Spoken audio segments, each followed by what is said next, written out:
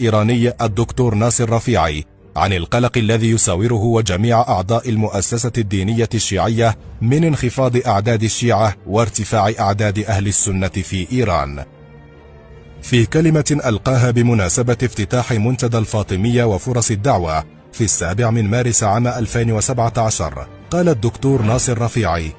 إن نسبة عدد أهل السنة في إيران ترتفع بسرعة ونسبة عدد الشيعة تنخفض، مشيرا إلى أن عدد تلاميذ المرحلة الابتدائية من أبناء السنة يعادل 50% من كل التلاميذ في إيران،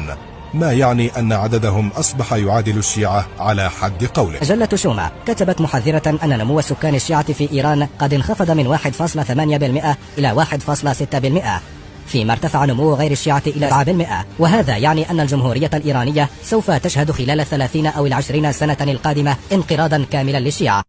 إذا جاء نصر الله والفتح ورأيت الناس يدخلون في دين الله أفواجا فسبح بحمد ربك واستغفره إنه كان توابا.